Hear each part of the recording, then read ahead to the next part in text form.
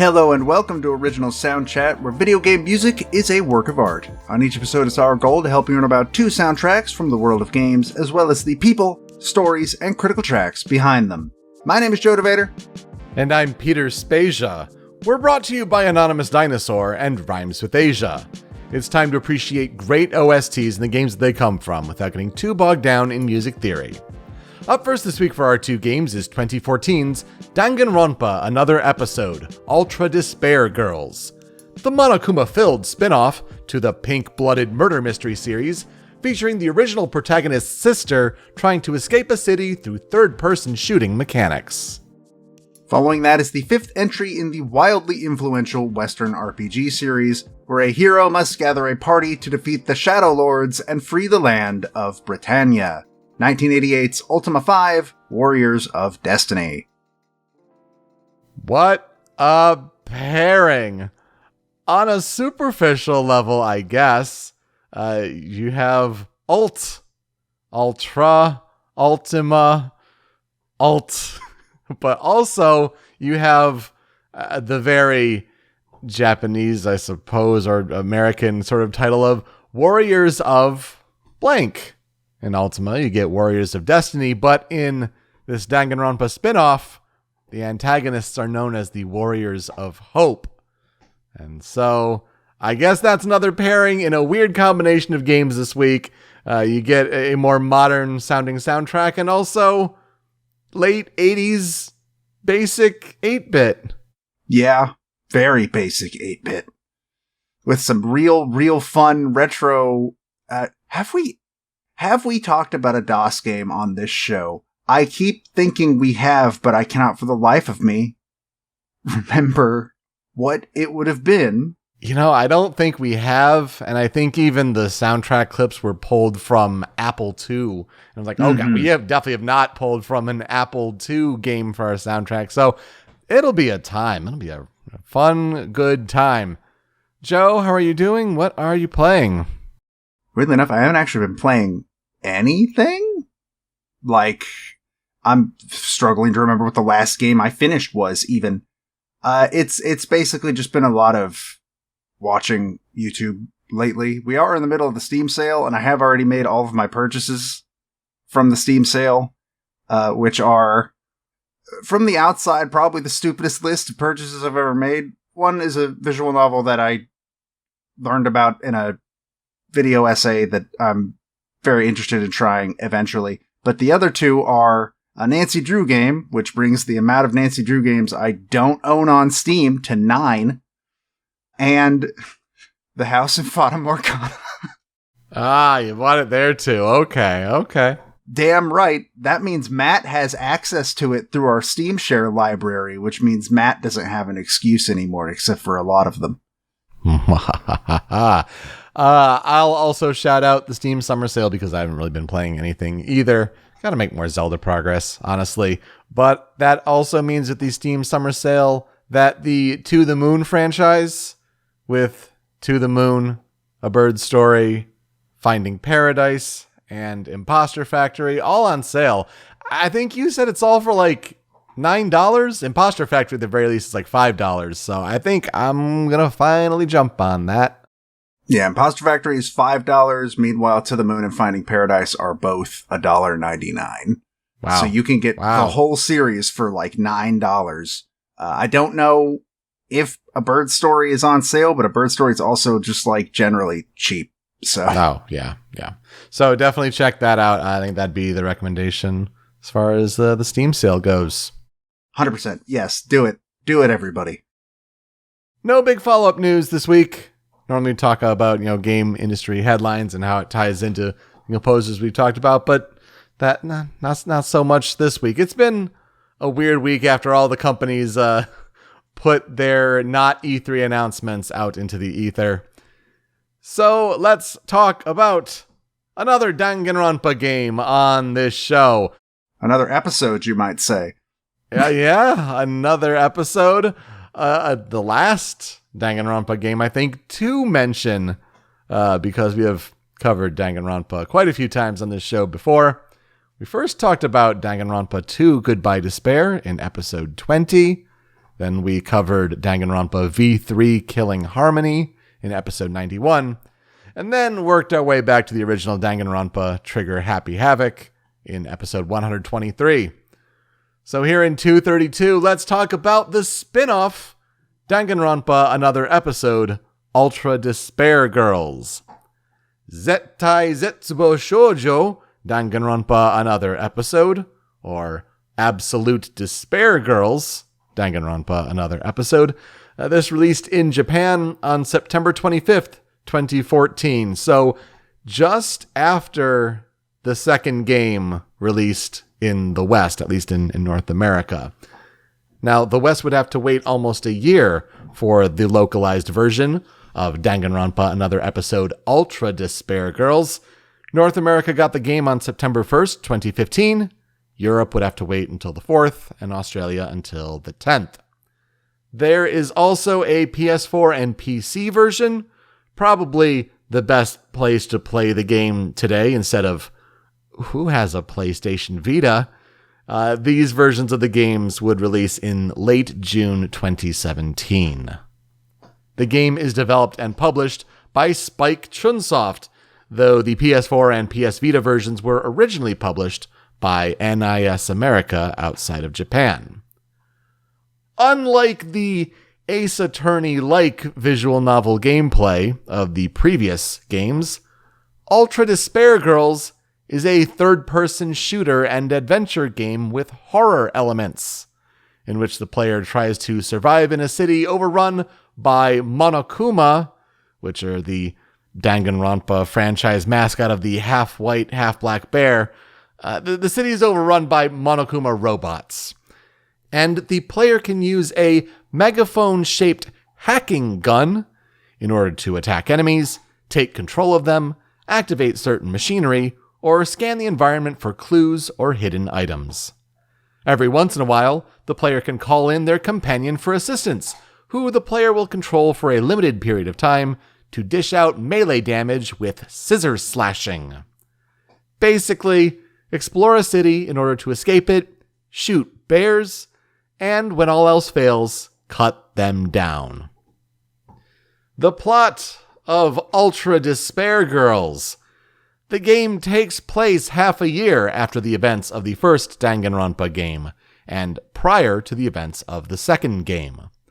Protagonist Komaru Naegi, the younger sister of the first game's protagonist, Makoto Naegi, has spent the last year locked inside an apartment complex in Towa City, unaware of the events that have gone on in the outside world. She is suddenly forced to flee when she is attacked by deadly Monokuma robots, and then comes across future Foundation member and survivor of the first Killing game, Byakuya Togami, who gives Komaru a special hacking gun that can fight against the robots and orders her to escape the city. However, Komaru's escape fails when she is attacked by a group of 5 elementary school children known as the Warriors of Hope, who seek to create a utopia for children by murdering all the adults with their robots. They force Komaru to join their demon hunting game and drop her into the city, where she is saved by homicidal maniac Genocide Jill, who soon reverts to her true self, Toko Fukawa, a survivor of Hope's Peak High School's Killing game alongside Byakuya and Makoto. Learning that her unrequited love, Byakuya, may have been kidnapped by the Warriors of Hope, Toko agrees to team up with Komaru to find Byakuya and escape the city.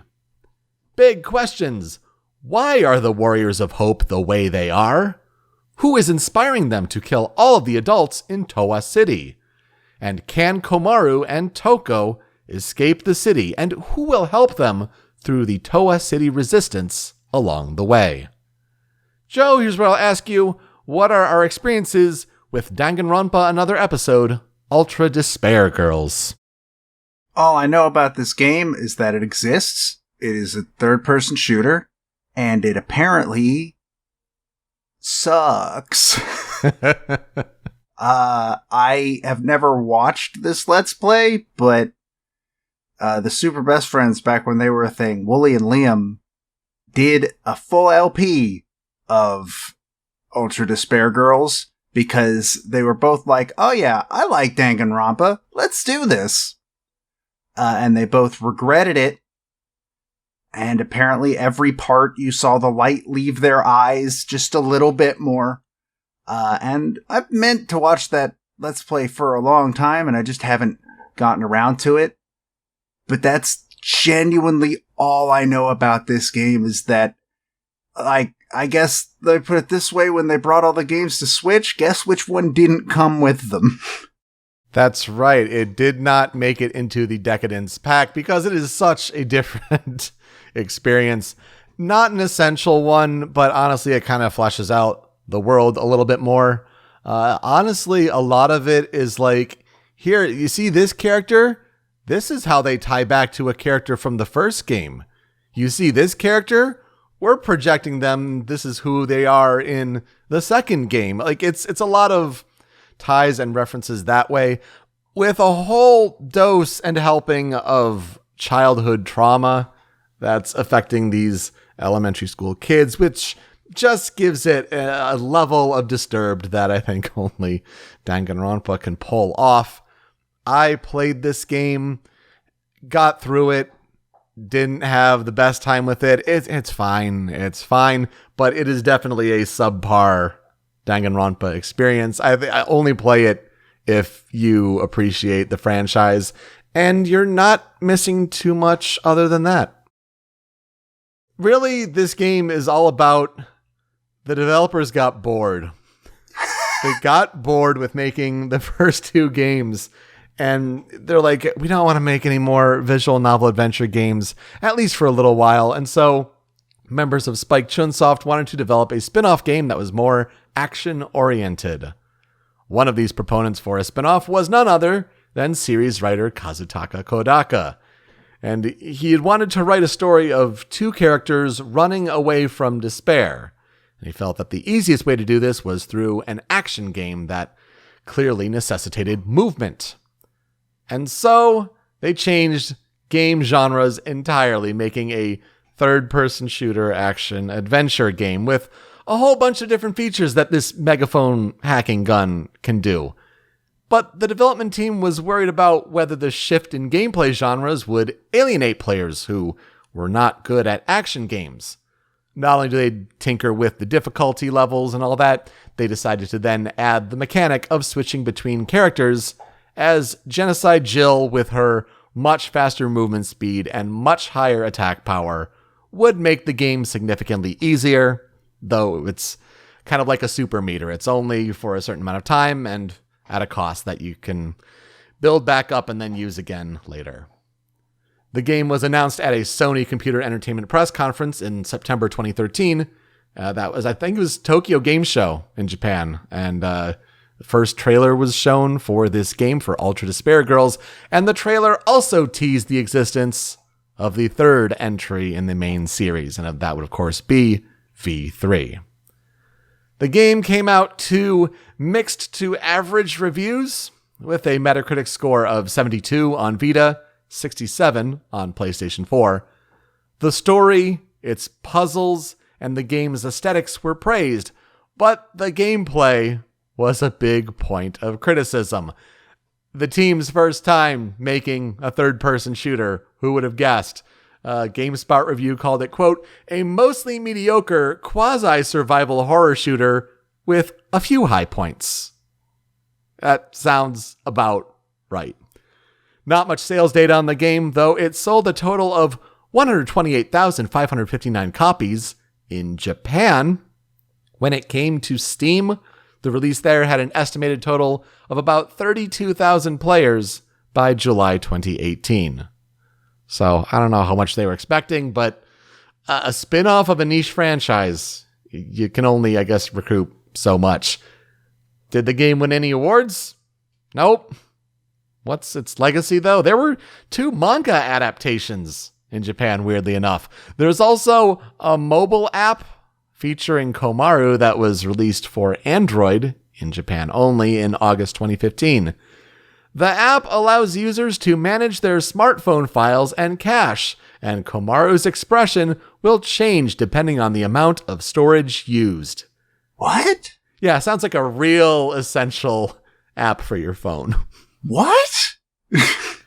I guess that was what they felt like tying to this game because, yeah, as you mentioned, when the Danganronpa series released on Switch with the Decadence collection, no another episode, no Ultra Despair Girls in that.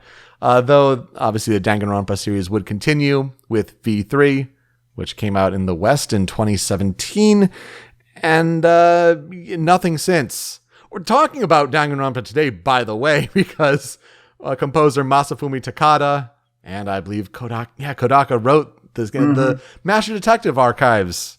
Rain Code is out today as of time of recording on Nintendo Switch. So if you want more Kodaka, I read an article where it's like Kazutaka Kodaka really wanted the Shinigami character to be even more sexy. And it's like, yep. That sounds like a Kodaka thing. So he's up to his old tricks in a new series with Takada doing the music. But yeah, I don't see him getting back to Danganronpa, if ever, for a long time, especially with how V3 ended. I haven't seen any reviews of Rain Code yet. I'm kind of waiting on that to find out if I care or not. Yeah, same. Might be a rental at best for me, honestly. Because I'm like curious. I'm not like put money down curious, though. Unless somebody tells me that it is like genuinely fantastic, yeah, probably not me either. Strikes me as like a 7 out of 10, but we'll see. So yes, Masafumi Takada is the composer for Ultra Despair Girls. And since we've covered him, all the way back in episode 20 with Danganronpa 2, who can we talk about for this game? Let's talk about Tomohiro Nakatsuchi. Tomohiro Nakatsuchi was born on July 28th, though the year is unknown, or at least not on the internet. And he was born in Toyama, Japan. He is blood type A. Couldn't find much on him, though he made his debut as a songwriter and composer while he was a member of the hip-hop group Remark Spirits in 2007. In 2011, he went solo as a composer and arranger. And you can follow Tomohiro Nakatsuchi on Twitter at Remark_Spirits. He's done a lot of anime work. Seemingly, from what I can tell, it's composing and arranging openings and endings with different Japanese artists that end up getting used in anime. A whole bunch of titles that I am not familiar with, but most recently, he composed the opening theme of The Devil is a Part-Timer Season 2. And his only game work is for Danganronpa Another episode, Ultra Despair Girls. Because the music is all composed by Masafumi Takada, except where Tomohiro Nakatsuchi composed and arranged the game's ending credits theme. It's called Progressive, and it's performed by Megumi Ogata and Aya Uchida. And these are the voice actors for Makoto and Komaru Naegi, respectively. It's not an ending theme that really stands out, certainly not compared to the other Danganronpa ending themes, so I didn't put it in our tracks here.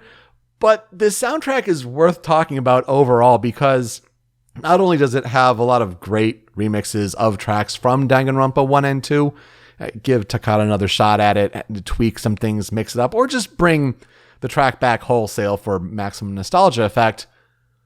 But even if you think you know what a Danganronpa soundtrack sounds like, I don't think you're ready for what I'm about to bring to the show. So please enjoy the critical 5 tracks here for Danganronpa Another episode, Ultra Despair Girls.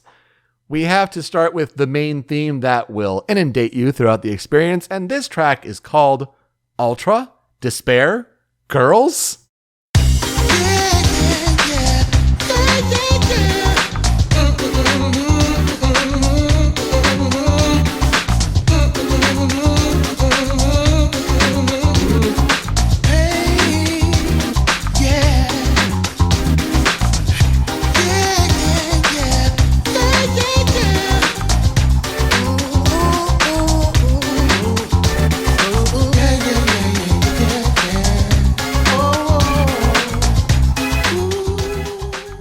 So, of course, these tracks all composed by Masafumi Takada. And as we have heard through not only past Danganronpa tracks, but other tracks that he's done for other games, Takada is not afraid to use samples. And I'm going to guess that's what these vocals are, because the vocals are not credited on the soundtrack. There are a couple vocals that are, but we'll get to that at the appropriate time. But get ready to hear this theme a lot. This is the title screen theme, so like the first thing that you'll hear in the game. The melody and leitmotif of the vocals of the yeah, yeah, yeah, yeah, yeah, yeah gets used and remixed throughout the game as you explore new parts of the world. At a certain point, it gets lounge clubby jazzy. And you get, yeah, yeah, yeah, yeah, yeah, yeah. It's like, all right. It's really catchy. And I kind of have a weird nostalgia for it. Like, listening back on it, it's like, oh, yeah. Oh, this is the song for this game, isn't it? Hearing all the different tracks, what become the Wonderful Dead theme that gets numbered for different areas of the world. Oh yeah. This is the song. And I bet you didn't expect this one for a Danganronpa game. It almost reminds me of something I'd hear in the original The World Ends With You. Sure. I could see that. That's all I could think of. No, I did not expect this kind of vocals in a... Like, the instrumentation sounds very Danganronpa, but then you throw in the vocals and that's... Huh. Okay. It's a track, all right, and definitely one that, yeah, if anyone has experience playing this game, they're like, yep, that had to be here, that had to start the list for sure. Just like this other track pops up a lot throughout the game, number 2 on the Critical 5 for Ultra Despair Girls. This is It's a Kid's World.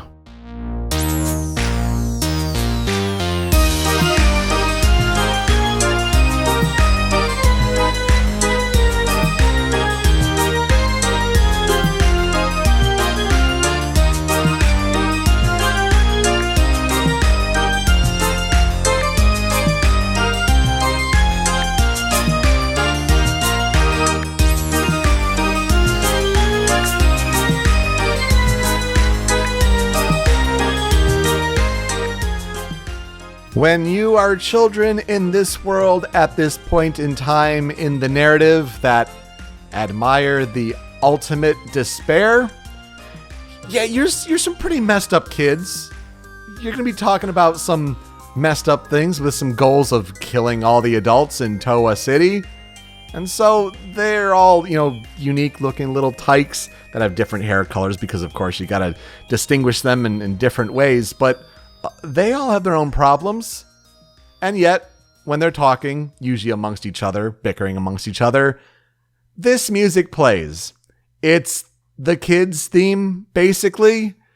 And it kind of sounds like almost like a weird carnival where everything sounds nice and peachy keen and bouncy little synths, but it's that juxtaposition of happy bouncy music and dark writing material. So I think that's kind of where the memorability of this piece lies, is that you're going to hear the piece a lot.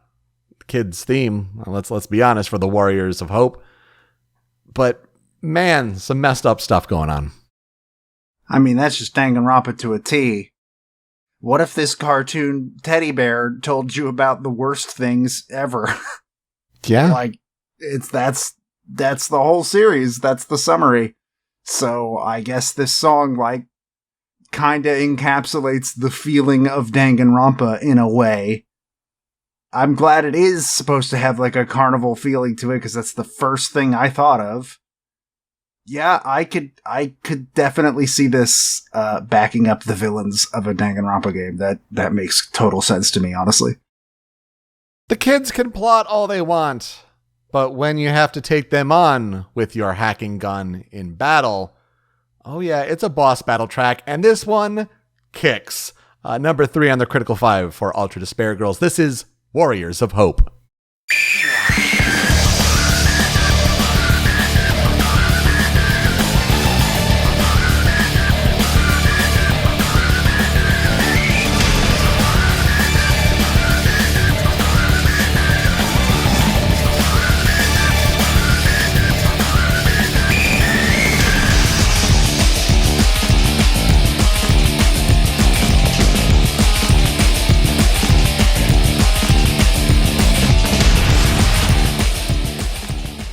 Love this one. The track is so good. Of course, it plays during the boss battles that you have against the different kids.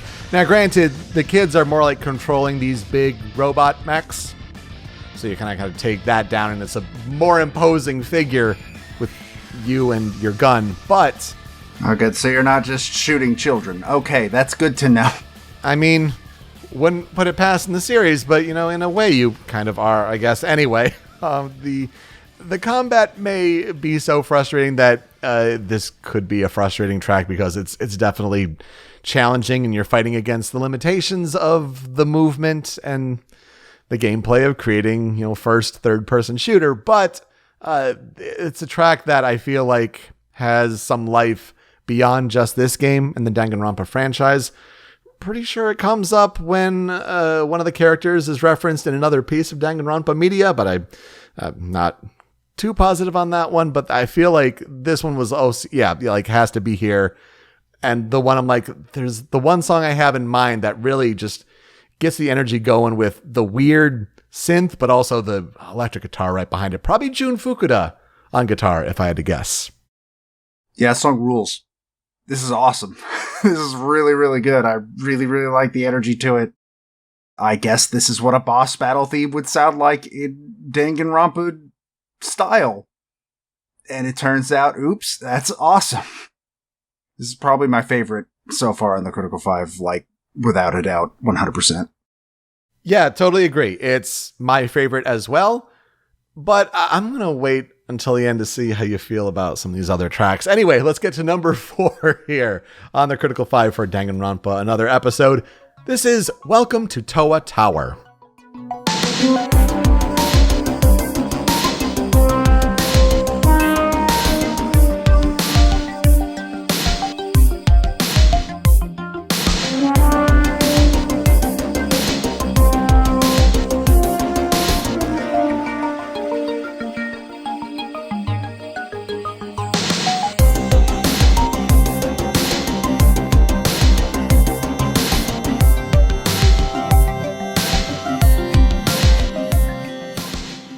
It's probably the most Danganronpa-like traditional, if you want to call it that, track in the list here that I've assembled. But it's an important part in the game. Towa Tower is a pretty key location in the city.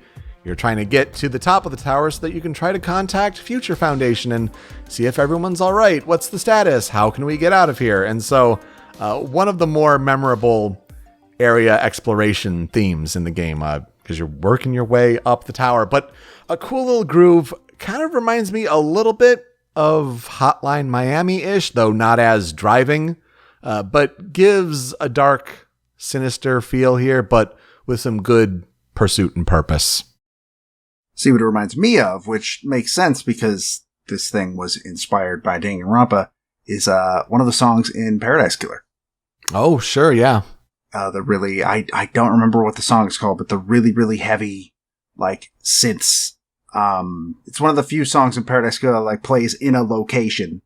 And that's where my mind goes when I hear it, which is really weird because that area in Paradise Killer is underground and this is a tower. So there's a comparison there, I guess. But yeah, Paradise Killer, I am not super surprised that it would come up today, but I don't think I've ever mentioned it during any of the other Danganronpa episodes.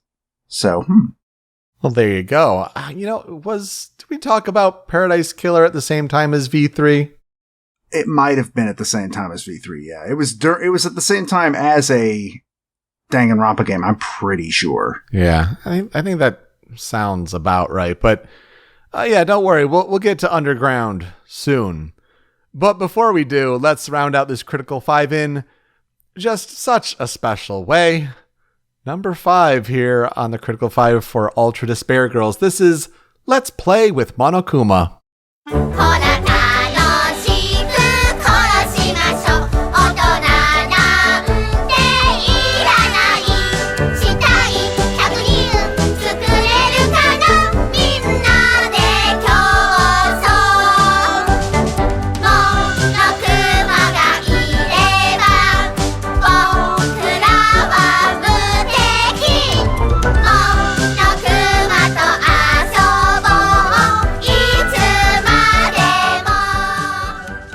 So, Joe, does this tickle anywhere Oh, no. in your Katamari-loving brain and its music? Oh, Katamari's not the first place I went. Oh, no, what'd you think of? It's a small world after all. Ah, yes, Small yes. world after all. Definitely picking on that kind of melody for sure. This track has vocals credited to on the soundtrack by Monokuma Shonen Shoujo Gashodan, or the Monokuma Boys and Girls Choir. Apparently, the vocalists are comprised of Shoko Sano, Toko Aoyama, Wakana Miyamoto, and Orine Fukushima. I don't think they're kids, because the lyrics, which of course they're written by Kazutaka Kodaka, the beginning at least gets translated as such. Let's kill merrily. We don't need adults. Can we make 100 corpses? Let's compete each other. If there's Monokuma, we are invincible. Let's play with Monokuma, always. So it's a track that gets like adult content warnings in Japan because, yeah, maybe a song sung by quote unquote children, or at least it's giving that feeling in the game, it gets a little of the whiplash there of the mood versus the content and the message. This plays at least for a little bit in a distorted fashion during a pretty messed up character death scene, and I think it's just like a theme for the children at large beyond just the Warriors of Hope as they're trying to have this big mass for their cause of killing all the adults. So, hey, children singing about murder. I could see this being actual children. We have movies here where we have children say much worse. I don't know. I could see it. I mean, I sort of know what the child, acting laws and stuff are over there because of a specific manga, but, I don't know how that ties into doing vocals for songs, and I don't know if there's, a content ban or, guidelines on what they're allowed to do. But I could see this being children. I could see Kodaka doing that. I don't know either, and I don't think there's a way to tell. It's just a weird juxtaposition that is like weird, creepy Katamari or Disney. Either one. Let's get a couple tracks here on the cutting room floor. Earlier we had It's a Kid's World. The first one here is It's a Monokuma World.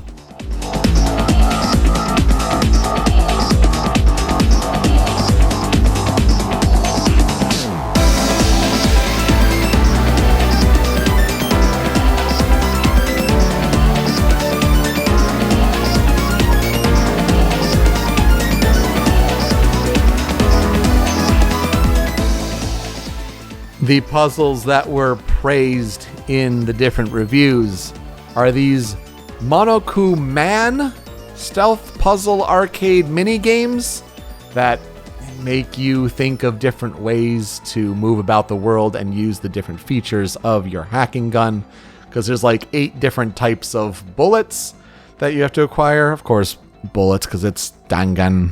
I mean, that makes sense for the translation there, but the music that accompanies these little minigame puzzles is this, and it feels more like Ace Attorney music, so it's a nice kind of break of pace there. Good for making you think and try to work out the puzzle there. So one that seems to be well remembered by fans. This one I think feels the most traditional Danganronpa of anything we've heard today. Sure. This could just be in V3 and I would not blink an eye. Not as crazy as some of V3's mini games, of course, but you're right. At some point in that game. And the other one that I have on the cutting room floor for Danganronpa Another Episode Ultra Despair Girls is Alice in Children Land.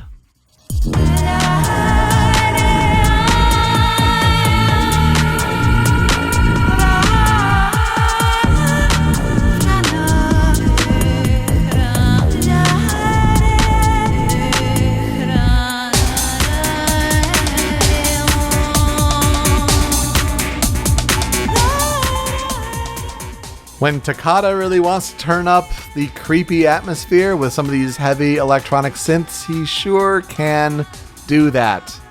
I believe this is a dungeon theme, especially for the underground sewers, so there you go. We are going underground in this game, and it gives a dark, spooky atmosphere when you're trying to have some survival horror elements with limited bullets and weird forms of Monokuma robots around corners. Yeah, the vocals at least seem to be samples because they're not credited to any vocalist on the soundtrack, but they are modulated and mixed in such a way, especially with some panning, that, okay, yeah, it does a good job of giving off the creepy vibe. Yeah, these vocals are absolutely creepy, especially when mixed with this instrument set. So, 100%. I don't think I would have guessed dungeon theme, but, I mean, yeah, I could hear it now that you mention it. Like, mission accomplished. This is a good atmosphere to give something like that. What will I never forget about Danganronpa Another episode, Ultra Despair Girls? Yeah, yeah, yeah. Yeah, yeah, yeah. Coming back to that song brings it all back. And for this game, yeah, they do some interesting things with trying a new genre, but it's definitely not essential. I think of some of the new characters they introduce, and it's like, oh yeah, that's that character's mom, and that's that character's dad, or that's the sister of that character, and really trying to make a lot of ties. And then the servant shows up, and all bets are off. So give it a shot if you really want to flesh out the seemingly on pause world of Danganronpa. You may have to tone down the difficulty so that you don't have to deal with some nonsense from a first stab at character third-person action shooting survival horror ? But it's a time for the story nonetheless. And those are some messed up kids. That leader, Monaka, yes, spelled like the composition outfit, Monaka. She is especially not well. So to transition to talking about our next game, let's highlight a fan cover, a fan remix from YouTube, OC Remix, wherever we get it. You know, I was wondering what could I pull for Danganronpa Another episode. And, you know, there were a couple metal covers of Warriors of Hope. And, you know, that sounds cool. That sounds good and all. But did someone cover that yeah, yeah, yeah theme? And sure enough, someone did. Over on the YouTube account, Everything Fantasy, they did this really nice synthy remix of the Wonderful Dead theme. And so at least the first iteration of where that theme gets used in the first section of the world. Really cool take. I really enjoyed it a lot. Hope you do too. We'll be right back.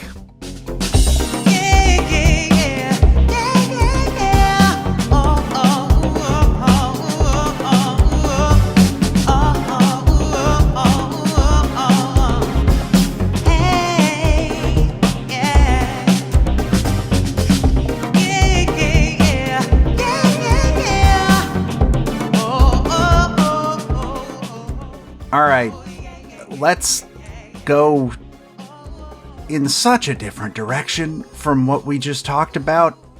And let's talk about Ultima V, Warriors of Destiny, which was originally released in March of 1988 for the various PCs of the time. Because, in case kids don't know, and I would be kids because I was not alive in 1988, PCs worked a little differently, where you went and bought, like, specific PCs, and they didn't all run on Windows or anything. It was a caveman time. So, this game released on the Amiga, Apple II, Atari ST, Commodore 64, DOS, and the PC-98, and essentially everything else. And there was also an NES port at some point. I was a month old. Good Lord. Yeah, oh, geez. So I was thinking to myself, like, is this the oldest game we've talked about on the show? It is not. Ghosts and Goblins came out in 85. So that is still, as far as I'm aware, the oldest game we have talked about. But this is a pretty close second, because I think the next oldest game, we have a couple of games, actually, that came out in 89. And as far as I could tell when I was looking through it, that's like the next earliest we had. So, we don't talk about a lot of games from the 80s. But I will say that this is for sure the first game we have talked about on this show that came on floppy disks. Can't think of another one we would have talked about that did that. Wow. Yeah, so that's interesting. Ultima V was developed and published by Origin Systems. And the Ultima franchise is one of the oldest RPG franchises in video games. Ultima is even referenced as one of the games that inspired Hironobu Sakaguchi to make Final Fantasy. These games predate Dragon Quest and Final Fantasy. So that just goes to show you there. I believe the first game in the series came out in 1981, which would be the oldest game we have talked about on this show. But we're not talking about Ultima 1 today. So, Ultima 5 essentially plays like you would expect an old RPG to play like. Picture an old school Final Fantasy. It's essentially the same thing. Overworld towns that you can go into. It's all from a top-down perspective. You got dungeons, you got NPCs to talk to, etc., etc., etc. Except, unlike the RPGs we know today that control with, a controller, this game controls largely through text, including speaking to NPCs, which is done by typing a keyword to represent the topic you would like to ask said NPC about, and hoping that NPC knows something about that keyword. One of these games. Yeah, it's an old RPG. So, Ultima, like I said, it was first released in 1981. It is the brainchild of Richard Garriott, and was made alongside his friend Kenneth Arnold, who we'll talk about him a very small amount here in a bit. You can actually find both of these people represented as characters in the series. Garriott is Lord British, and Arnold is his court composer, Sir Kenneth. And Lord British, I believe at the very least, is a character that is, in the entire franchise. Because you see, in the Ultima series, you play as a character known only as the Avatar. And no, not that one. But, it is a man from our world who regularly gets pulled into the world of Sosaria, more specifically, usually the continent of Britannia, in order to fight the various enemies that threaten it. It is a singular storyline from start to finish. There are things that happen in Ultima 1 that cause directly things that are happening in Ultima 5. And the whole series is like that. And in fact, the first game is wild. It starts as your standard, RPG, where it's very heavily based on, tabletop campaign style fantasy stuff. And then at the end, you steal a spaceship and you shoot down legally distinct TIE fighters. And that's how the game ends. Oh, okay.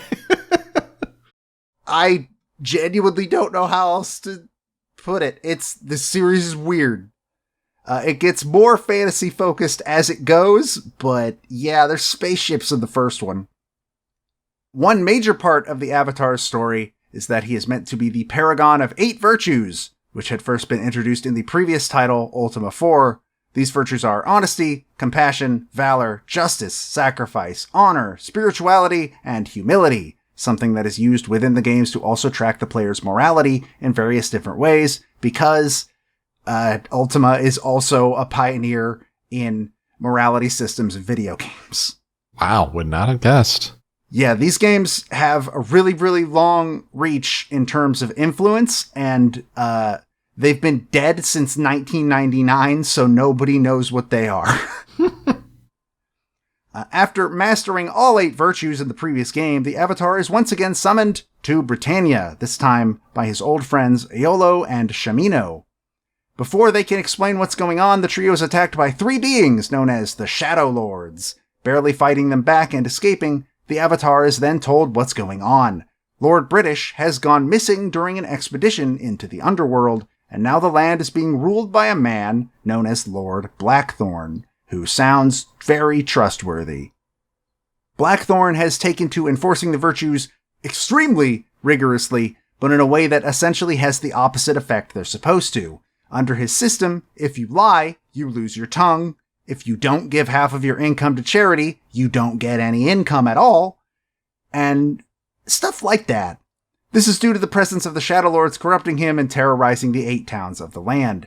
They actually rotate between the towns in the game, because this is the first game in the series to have a time progression system.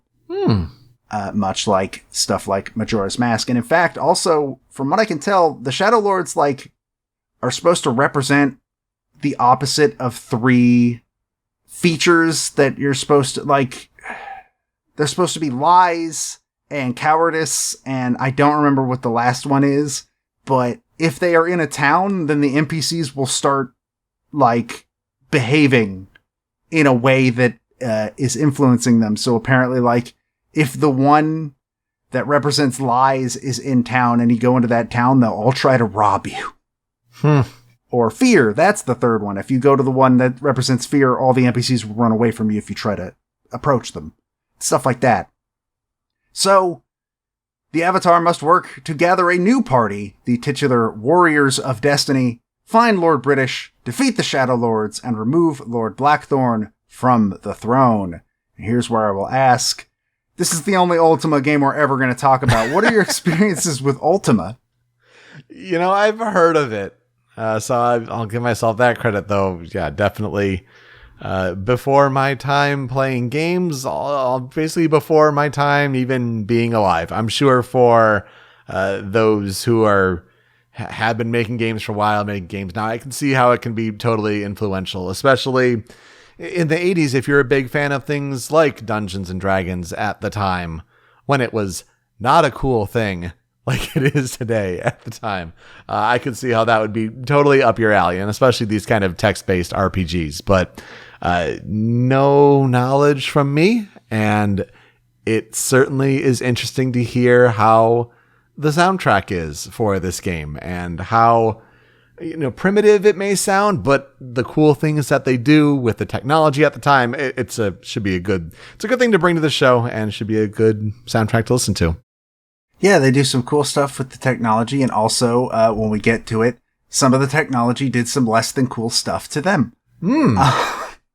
I know about Ultima because of a YouTuber whom I will not name, because since then, it has been revealed that they are not great.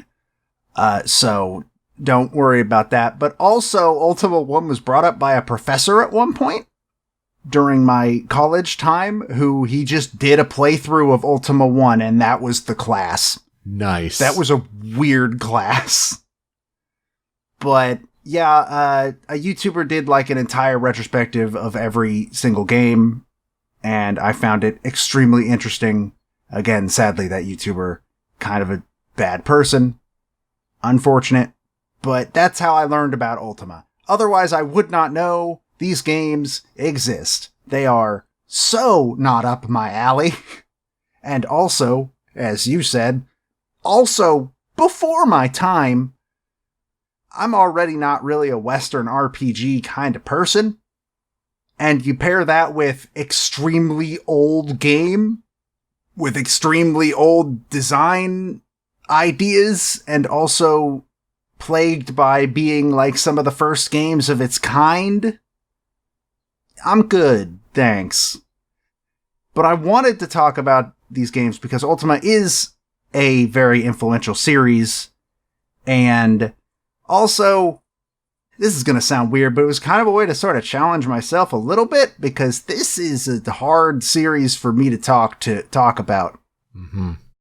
So, we'll see if I'm able to actually do it even a remote amount of justice. I consider this a rabbit hole that part of me kind of regrets climbing into, but I think I can make it interesting at the same time. And like you said, the soundtrack is very interesting to talk about in general in terms of like the technology of the time. So I'm at least very happy to find that that was the case. It was either going to be this or Ultima 7. I believe 7 is like the most popular one. I don't remember what made me choose 5 over 7, but here we are. I'm kind of glad I did, though, because of some of the trivia about the music, but we'll get to that in a bit. So, this is the last game in the series to be developed on an Apple II for the Apple II, because technology was moving forward. It was 1988, and we were starting to, have better technology to use to both make video games and play them, and the Apple II just was not keeping up anymore. I found out that a large part of the game's theming is to use telescopes to track planetary orbits. This was apparently inspired by Garriott's time as an amateur astronomer, and he even went so far as to apparently program the game to make sure the orbits were accurate. The two most criticized ports of the game were the Commodore 64 and the NES ports. So, the Commodore port came on 5 discs, floppy disks, it should be reminded, and required frequent switching out in order to play. From what I can tell, one of the discs contained the overworld, one had the underworld, one of them had the towns, and one had the dungeons. So you had to switch the discs out every time you switched to another setting. Except, I guess, there's a thing called the Commodore 128, I guess, which was just like a Commodore 64 but more RAM, and 2 disk drives, so you could put in the overworld disc and keep it there, but then you still had to switch between the underworld, towns, and dungeons discs. So that sounds really fun and a great way to game. Sounds like a very prime moment for kids these days don't know how good they have it, kind of rumbling and grumbling. You're going to complain about Final Fantasy VII Rebirth being 2 discs? I'll tell you what. Yeah, how messed up is it? I don't know. Yeah, we probably mentioned a little bit when we talked about that game being announced or with the new trailer, but it's like, how is it that it's a point of cheering praise when everyone's like, 2 discs? I don't know either. This was also the 3rd Ultima game to get an NES port at all, and it is generally considered to be the worst, as various parts of the game had to be completely stripped out, graphics generally look way worse, and the gameplay is generally not considered to be nearly as good. It was not a very popular NES port, from what I can tell. In terms of how it reviewed, at the time, reviewed extremely well. It was still 1988. By the end of 1990, it had sold over 100,000 copies, which nowadays, that's nothing. But back then, when games were still very niche, and especially PC games were very niche, that's pretty good, honestly. At least as of 1994, Ultima V was Garriott's favorite game in the series. So there you go. And ultimately, there are 10 entries in the Ultima series. And from here, after Ultima V, Ultima 6 would release in 1990, 7 in 1992, 7 Part 2 in 1993, 8 in 1994, and the series then finally ended with the highly, highly criticized and disliked Ultima 9 in 1999. And the series is essentially dead from there, outside of some very minor releases. I believe a couple years ago, Richard Garriott showed up on Kickstarter and got a game funded. I don't know if that game ever came out. Who knows? The series is not nearly as well known today as it was during its heyday, even remotely. Though apparently a fan-made remake of Ultima V was released in 2005 under the name Ultima V Lazarus. And that's all the information I have for you about this specific game. The person who did the music, we mentioned his name earlier, was Kenneth W. Arnold. And he is not only a composer, but he was also a programmer. He was Garriott's partner in programming the first 2 games of the series, He does not appear to work in video games anymore. He currently lives in Houston, at least as of the time of the video game music wiki entry I found for him, which was literally the only record I could find of the man's existence in video games. He works as an engineer at HP in Houston now. And in terms of his discography for games, he did the music for Ultima 3, 4, and 5, and that's it. That's all. I hope they didn't write Sir Kenneth out tragically in 6. I also, now that I think about that, I'm very curious if he stayed, stuck around. Because I didn't see any mention of him programming anything past 5 either, so, In terms of historical development research, so this is fun. The Commodore 64 version, another problem with it, is that it doesn't have any background music. Because the Commodore 64 literally did not have enough RAM to run the game and also play music. But if you run it on a Commodore 128, then you get music. Cool. Meanwhile, the Amiga version replaced the entire soundtrack with one song that plays in every area of the game. Oh, super. We complained about battle themes getting annoying after a while in an RPG. What if the battle theme was also the everything theme and it's the only song you got to listen to all game? Meanwhile, the Atari ST version has the same soundtrack as the other versions of the game, but the music plays in different places for some reason. And I think those three things together are the unexpected, very fun part of talking about an old PC game of, man, this was back in the day when it wasn't even guaranteed your computer would have enough RAM to play sound and show pictures at the same time. And we're still figuring this out on the programming end. Boy, howdy. It's fun, I think. I know very little about old PCs. By the time I was old enough to use a PC, we had Windows. So...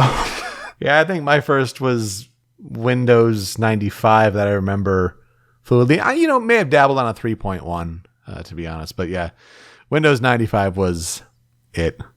98, I think, for me. Maybe. Might have been 95. I don't remember. It was before XP, though I spent a lot of my childhood with Windows XP at the same time. Oh, yes.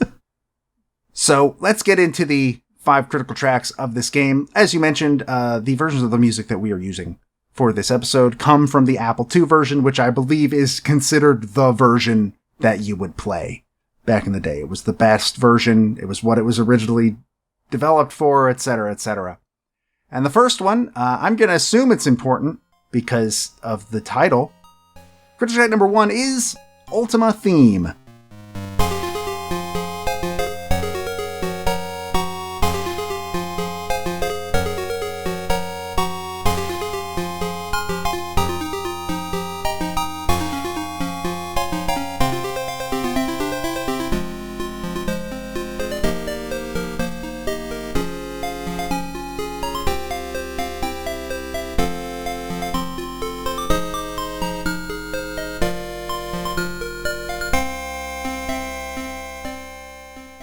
Yeah, that definitely is a fantasy theme. And honestly, it sounds pretty cool for an 8-bit fantasy theme. I'm not gonna lie. It does definitely bring about that sort of adventure feeling, that sort of swords and sorcery feeling that Ultima is generally going for, even with some of its weirder sci-fi elements.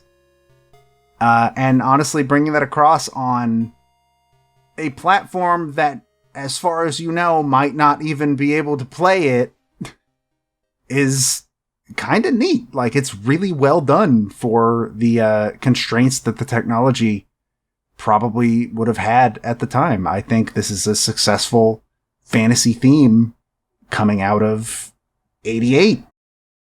Yeah, definitely. You have different frequencies of synths and, multiple layers.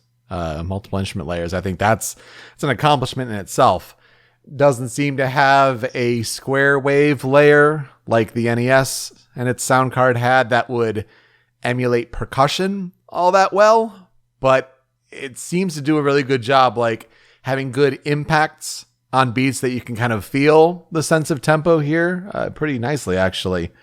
Yeah, I think also something that we can point out in other clips, but don't necessarily hear the whole gamut of it in this clip. But the piece starts kind of like simple with, kind of the underscore, and then it adds the melody, just adding and building layers. I think, that's a good way to kind of describe a lot of these tracks. It's like, it does a good job with just building, bits and pieces on top of it to kind of fill out the sound. And it's a good way to approach composition, I think, especially at this early point in time, and especially with these limitations. But sounds surprisingly good for when you just say Apple II music and don't know what that is. Yeah, okay.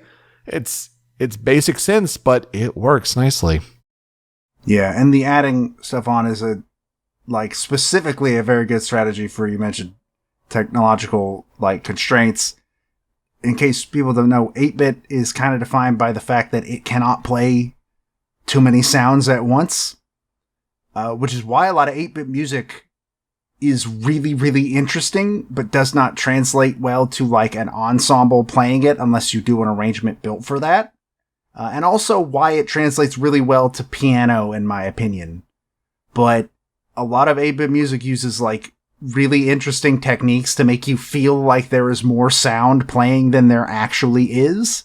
It's really neat, and I feel like you hear a little bit of that in this song as well. Critical track number 2, I am going to assume this is the overworld theme, I would guess. This is Britannic Lands.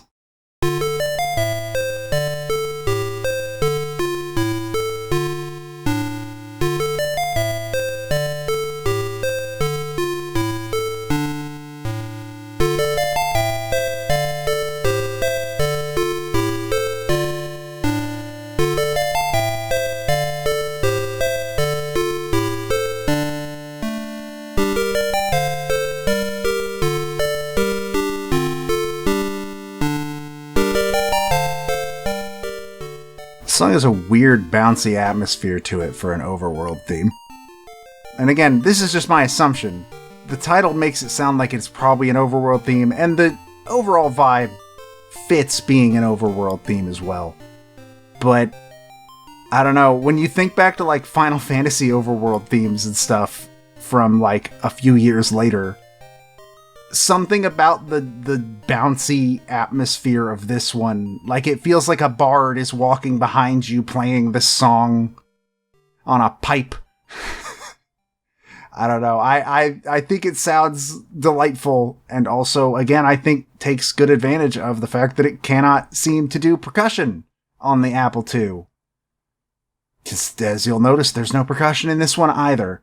But I think they work to its strengths to, again, it's very fantasy, and it sounds like somebody in your party is playing this song, and they wouldn't necessarily have a drum while they do so. Yeah, a good andante, walking tempo to it.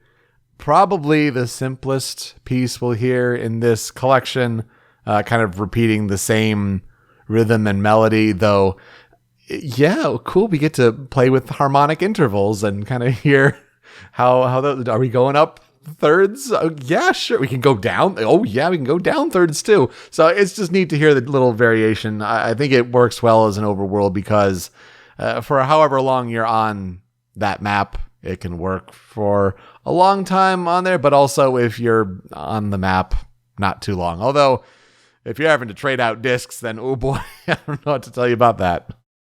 Yeah, you got other problems if that's what you're having to do. I think it does feel very... This is going to sound almost like I'm insulting it. I promise I'm not. It sounds like a song that would be very easy to space out to. Yeah.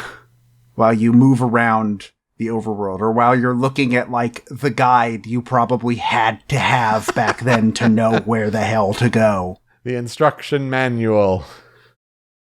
Critical track number 3, though, I'm going to assume this is some battle music. This is Engagement and Melee.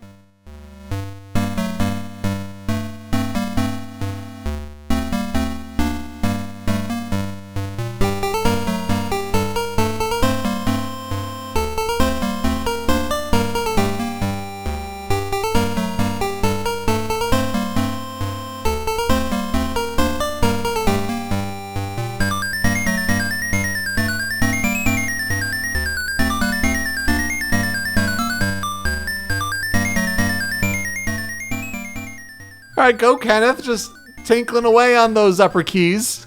Yeah, that's absolutely like the highlight of the song, 100%. I do like that this as a battle theme doesn't really go for the easy, like, oh man, the heroic feeling, yeah, you're gonna take him down. It's slower and more tense, and then I'm going to assume that those high notes are supposed to be like an organ. Yeah, probably, but it's a lot, and you're thinking about programming that. It's like, okay, slow down, jeez. But yeah, it sounds good. It's a nice refresher. But yeah, you're right. When we go and compare it to what we think of RPG battle themes, it is well before its time in many ways. Almost sounds Castlevania-ish. Yeah. I'm not going to go out and say that I think Castlevania music was inspired by Ultima. In fact, it could be. I don't know. Apparently this series was popular enough in Japan that Hironobu Sakaguchi had played it, but who knows? So for critical track number 4, this is the one that surprised me the most, actually. This is Stones.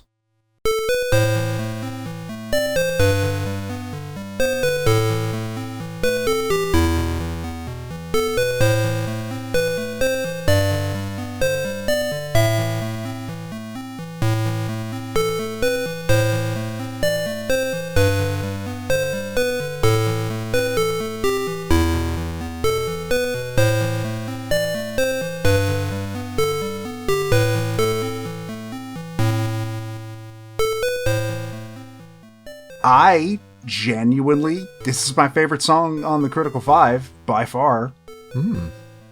I'm genuinely surprised by this, like, very somber... I believe it is, from what I can tell based on YouTube comments, it is 2 bards that are recurring characters in the series that are based on an actual, like, husband and wife duo that the development team knew. And I think this works really well, and I'm actually kind of... Considering, like, I like Ballad of the Windfish as much as the next person. That song is good. But on a Game Boy, when you hear Malin sing Ballad of the Windfish... Yeah.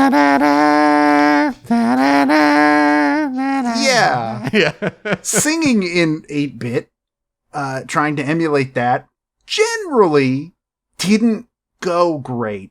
And yet you have this that I think actually, like, works super well. I wouldn't say it's trying distinctly to emulate singing, but that definitely is, even just listening to it without context, that is the vibe I get, is that it is somebody performing and singing this sad song. Apparently it has lyrics, by the way, in game. And I think it came, like, with the lyrics in the instruction manual and everything. So, I don't know. This is the one that surprised me the most, I think, when I was listening through. Yeah, it makes it seem like really ahead of its time. And we talk about the opera from Final Fantasy VI being like, oh, it's like a performance. And for a 16-bit console, yeah, but you definitely feel the lyrical nature here. I think I would like it more. And again, inexperience of the game, if the lyrics were somehow on screen while it played, but that may be asking too much for it. But the spirit of it comes across clearly without context. And yeah, it's nice that the voice, so to speak, is in a more pleasant register for the instruments and frequencies that are available. Very much so. Following that, critical track number 5, my guess based on comments is that this plays in the underworld. This is Worlds Below.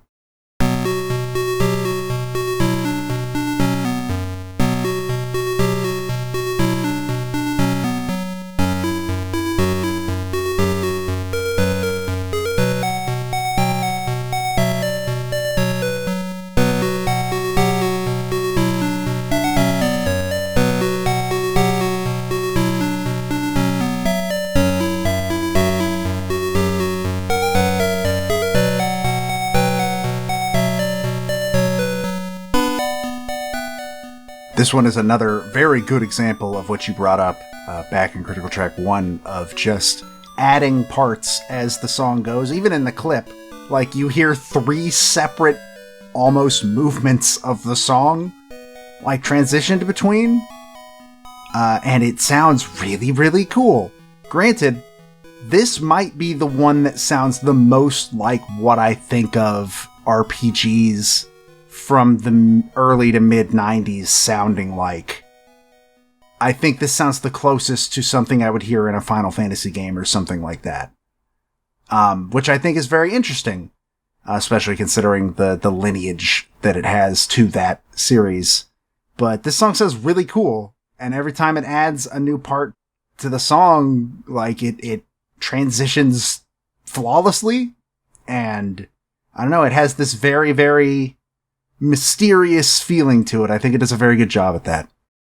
I agree. I think you're right. This is the closest to Uematsu's work in Final Fantasy. When you add that counter melody, chef's kiss. Like, the harmonies are so good. So I think it's my favorite here on the Critical 5. It's really, really nice compositional work done here. Again, yeah, you're right. Adding layers, a huge part, and what they can do at the time. But I think this is handled really nicely. 4 tracks on the cutting room floor. I got 2 as usual. And my first one, I don't know the exact details about where these play, obviously, but the first one is Grayson's Tale.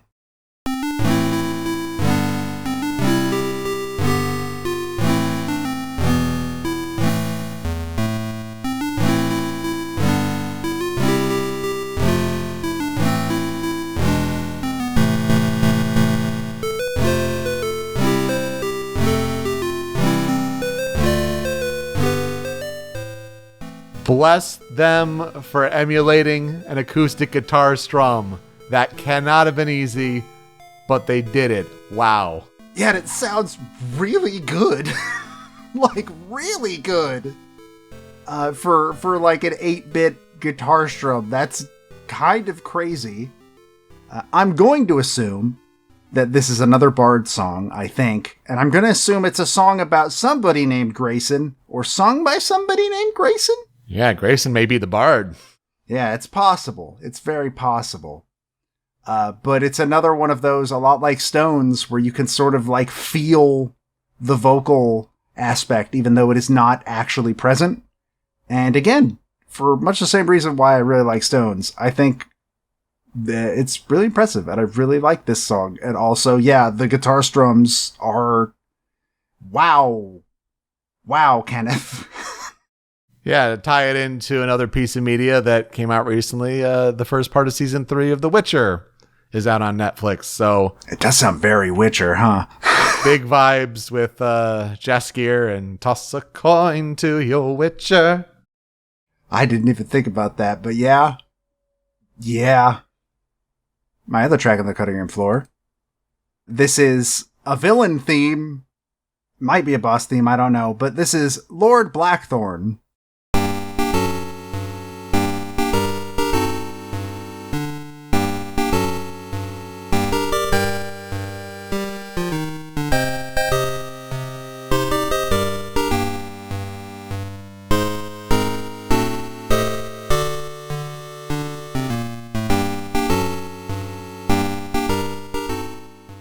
You know, something tells me this Lord Blackthorn fella might be evil. And I don't know what. Maybe it's the sinister sounding song that plays every time he walks in the room, but I'm thinking that he might be evil. He sounds like a character that should be voiced by Christopher Lee. He does sound like either that or Keith David. Yes. Keith David needs to voice more game characters. I don't know. I think this one's mainly on there because it's just like, oh, this is the most I am an evil fantasy villain theme that could possibly exist. And you know what? Why not give it a shout out? I like it. Evil March, simple, but does its job well. With the name of Blackthorn, though, I can only imagine if this played in Blackthorn City in Pokemon Gold and Silver. Oh, somebody mod that. You could mod that. It's 8-bit still. Yeah. Somebody make it happen, because I sure can't.